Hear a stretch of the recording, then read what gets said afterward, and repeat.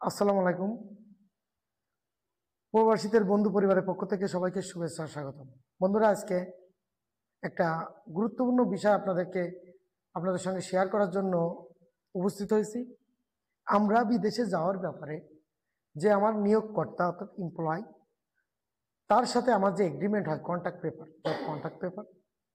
এই কন্ট্রাক্ট পেপারটা আসলে কি, তার বিস্তারিত আমি একটা ভিডিওতে বলেছি, প্রয়োজনে আপনারা দেখে নিতে পারেন।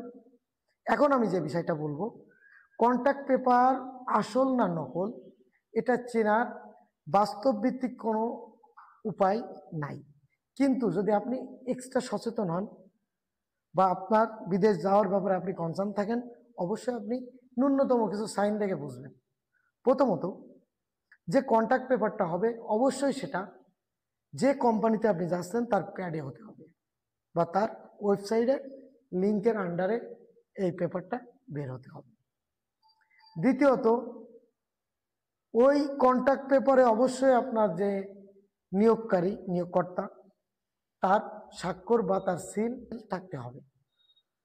এখানে মজার বিষয়, এখানে 4টা কন্ট্রাক্ট পেপার আমাদের কাছে দেখেন, 3টা কোম্পানির আন্ডারে 4টা কন্ট্রাক্ট পেপার, কিন্তু 4টা কন্ট্রাক্ট পেপারে জাস্ট দিশা অনুপাতে উপরের অংশটুকু টাইপ করে বসাই দেওয়া আর নিচের অংশটুকু সেম, কিন্তু কোম্পানি কিন্তু 3টা। ইভেন এখানে একটা স্বাক্ষর আছে। মজার বিষয় হচ্ছে এই 4টা পেপারে সেম স্বাক্ষর, সেম ডকুমেন্টস নিচে রয়েছে, আলাদা কোম্পানি, তথ্য এক। এটা কিভাবে সম্ভব? একটু সচেতন হন, একটু বিচক্ষণ হন, অবশ্যই আপনি আপনার তথ্য বা আপনার জব কন্ট্রাক্ট পেপার সঠিক না নকল আপনি বের করতে পারবেন। কিন্তু এটা কোনো অনলাইন বেস থাকে না, এটা অনলাইনে পাবেন না।